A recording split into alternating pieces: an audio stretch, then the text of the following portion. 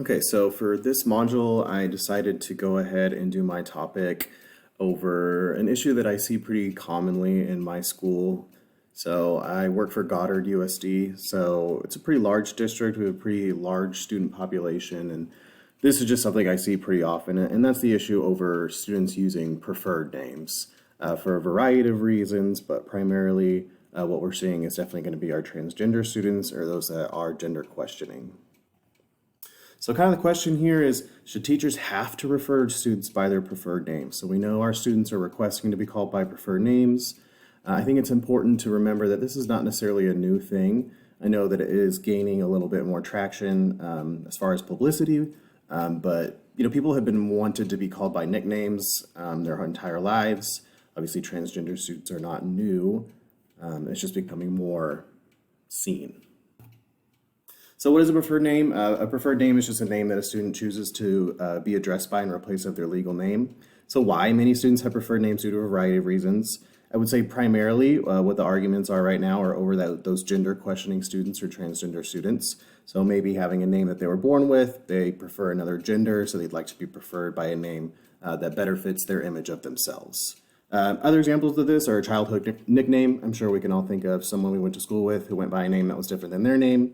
This is pretty common, so something that's been around a long time. An Americanized name, this is something I had not really thought about before, so maybe a student that has, come from a different country, maybe their name is a little bit foreign to the area, and sometimes there can be some negative context to that, so a lot of students will choose to be referred to by a name that's a little bit more comfortable with their peers so they don't have that outside pressure.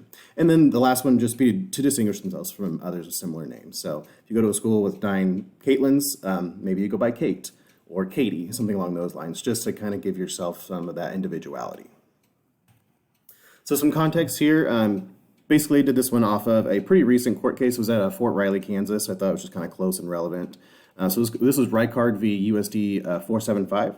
So in April of 22, a math teacher at Fort Riley Middle School, Pamela Reichard, was suspended for not using a student's preferred name in the classroom. Reichard responded by issuing a lawsuit against her school district superintendent, board members, and principal, citing a violation of her religious beliefs. So kind of the arguments here, Reichard argues her religious freedom, her religious rights. So she argues that enforcing a preferred name's use in her classroom actually violates her religious freedom. So to kind of elaborate a little bit more on this one here, so her religious beliefs basically tell her that students should not be able to change their gender, and that by forcing her to refer to the student by their new name is actually violating her freedoms in that aspect. So on the student ends, the district kind of argues that the student has a right to be referred to by their preferred name when requested. To kind of further elaborate on that one as well, the district actually did have a policy in place regarding this, but part of the court's decision was that it was too vague, and the district actually revamped this policy and submitted it even before the decision did come through. So some analysis here. So Klug v. Brownsburg, this is just another example. So in July of 2022, an Indiana court district ruled in favor of the district's decision to request Klug's resignation after his refusal to refer to students by their preferred name. So this is a very similar situation.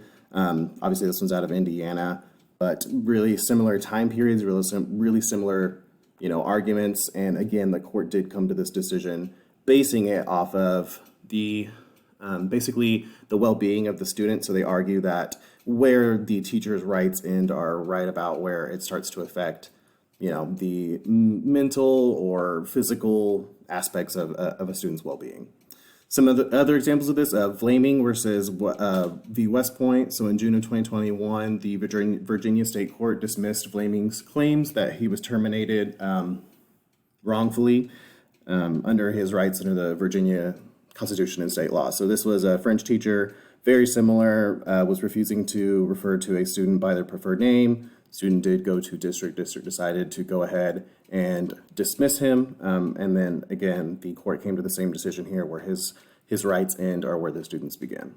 Last one here, I kind of threw this in here just to kind of elaborate a little bit further to give a little bit different side of it. So this is not referring to pronouns, but this is Freshwater v. Mount Vernon. So in November of 2013, the Supreme Court of Ohio upheld a district's decision to dismiss a science teacher after his refusal to teach evolution in the classes.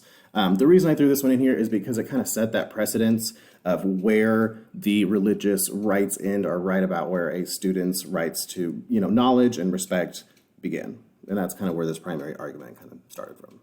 So some lesson learned: where's the line between individual freedom and educational duty? So litigation from many of our past court cases has shown that while our rights as individuals apply in an educational setting, there is a line between this and the infringement of others' rights. Legal arguments over preferred names in education are only going to become more frequent. However, I believe a strong precedent has already been set for this particular topic. Working in a district with a large transgender or gender questioning student population, I have several students with preferred names. So regardless of my personal opinion, I've always referred to my students by their preferred names, frequently citing respect when it comes to conflicts. So, regardless of what I personally think, showing that respect to someone that is asking for a preferred name is not an issue that I have. So that is my conclusion. And there's my references.